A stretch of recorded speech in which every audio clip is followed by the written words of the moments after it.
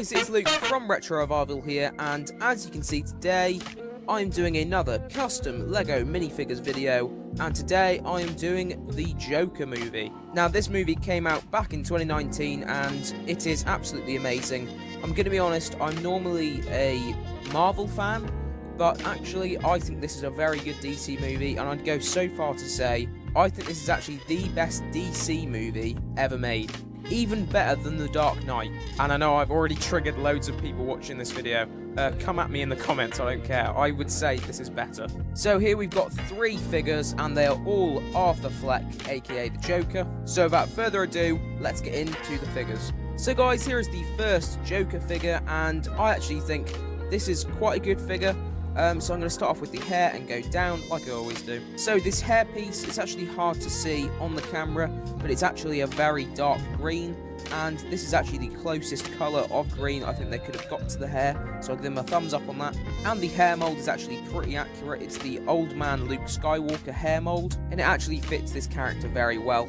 But as I've said, the colour looks black on this camera, but it is, trust me, it's a dark green. Then going down to the face, this is very interesting because this character has 2 different faces.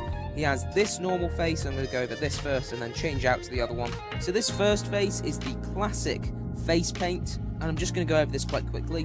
The white on there is actually like rubbing off, which is quite interesting. That's intentional. So it's not just like a printing flaw. He's got red eyebrows, he's got the blue around his eyes, and the big red smile there. One little grievance I have about this is it's quite dull, like the white paint itself is quite dull, so it doesn't show up the best. However, his other face is also awesome. So here it is, and this is actually the clown mask, which the people wear, the protesters wear, in the movie, and this is also really cool. It's very accurate, actually, with the same eye face paint, like on the mask, and the big red smile with teeth there, and the little green tufts at the sides, and the big red nose right in the middle. This is just a really cool mask, and it's awesome that the figure comes with 2 heads. Then going down to the body, he's wearing this awesome red suit, and let's just get into detail a bit more here. There's some detail on the torso where you can see the collar of the red suit. You can see the pockets there, a few creases, and some buttons. However, I would say this is a bit too red. I'd say it's a bit more burgundy in the film, but it's still pretty good. He's then got like this yellowish, like orange kind of undercoat, like a tuxedo jacket with some buttons down there, and then he has got a green printed shirt with a lot of detail just at the back there. This is a really nice torso. Then going down to the legs, these are also red with a few little creases on the front of the legs, and you can see the bottom of his brown shoes. Then going to the side, you can see there's some printing on the arm with like the cuffs of the jacket and a few buttons there. And it's quite hard to see, but there's actually some printing on the sides just to show the sides of his brown shoes. He also comes with his gun, which he has in the movie, and a really cool printed tile there, which shows his like notebook that he has full of jokes, and that is actually really detailed. Then on the back, you can see there's some more printing with the crease going down the back of the jacket and a few little creases there. It's then a little bit darker around here, just a tiny bit darker red, where it carries onto the legs with the crease, very seamless actually, that little crease going across there with the top part. And you can see the back of his shoes. Here is our next Joker outfit, and I'm actually going to start on his accessory first and then get that out of the way. This is of course Arthur's outfit at the start of the movie where he gets mugged, and here is the sign. He is working as a salesman for a music store, and you can see the sign here, everything must go. And this is absolutely spot on, perfect printing from the movie. So with that out of the way, let's get into the figure itself.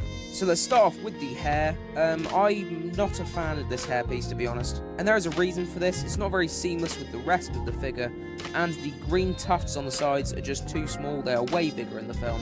Also, on the one side, the green is actually rubbing off a bit where it hasn't printed on there very well, which is a shame. But ignoring this first part, the rest of the figure is excellent. So going down to his face, of course it's just plain white this time, with a great big smile, the red nose, a bit of blue eye makeup, and his eyebrows, with some creases on the top of his forehead. So this is actually quite a good face. Then going down to the torso, this is excellent. He's got this brown checked suit jacket, and I actually really like this. It's kind of brown, but also kind of burgundy, and it just looks really nice. with the collar up there with a button, but of course the check pattern is what takes over most of this figure, and it's just really well done. He's also got this yellow flower which squirts out water, of course, because he's a clown. Then he's got this same yellowish sort of tuxedo jacket underneath.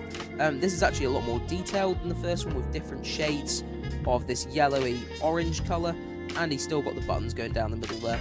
Then he's got a suit shirt underneath and a striped tie, also really detailed. Then following onto the legs, you can see these are also the same colour as the jacket, and the colour actually transfers onto the legs really nicely, making it look very seamless. And he's got these greyish kind of shoes with the brown tips down.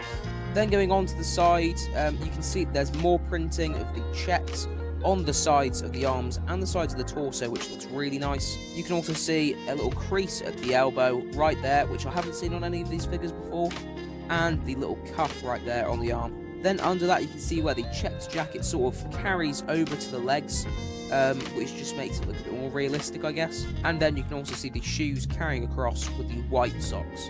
Then on the back, the check pattern continues once again. The arms haven't printed perfectly just on this back half, but they've done very well on the front. You can see there's a few creases on the back of here just to show where it folds, and you can see the shoes at the back. So now we're on to our final Joker, and this is supposed to be the same outfit as this one from earlier, and I don't see this, to be honest. So let's start off with the hair and work our way down.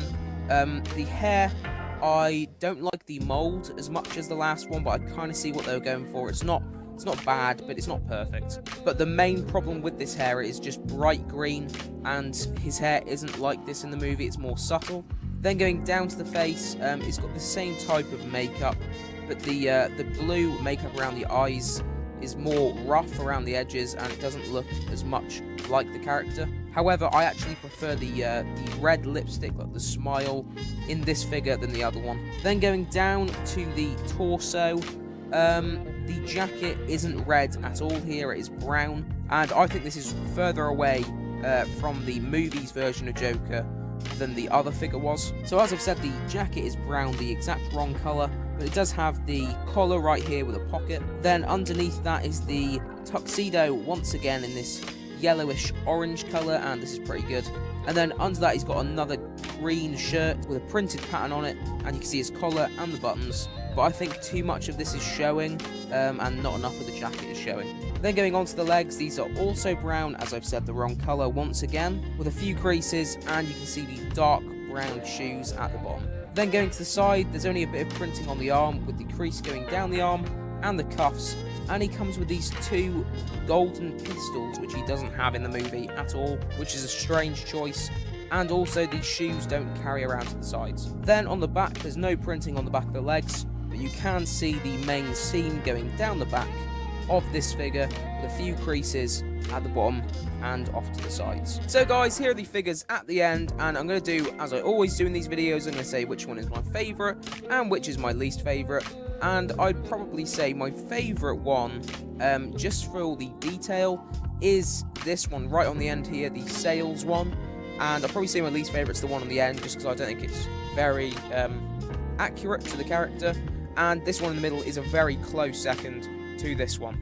And as I've said, none of these figures are perfect, but I think these are actually a pretty good set. So guys, if you enjoyed this video, I've actually got a custom LEGO minifigures video made on the Birds of Prey movie, another DC movie, and that's actually my most popular custom LEGO minifigures video, and it's actually my #1 video of 2020, so go and check it out. I'll leave a link to it in the description, and you can click up in the card in the corner to watch that right now. So guys, I've been Luke from RetroRevival. Like, comment and subscribe, and I'll see you all later. Bye.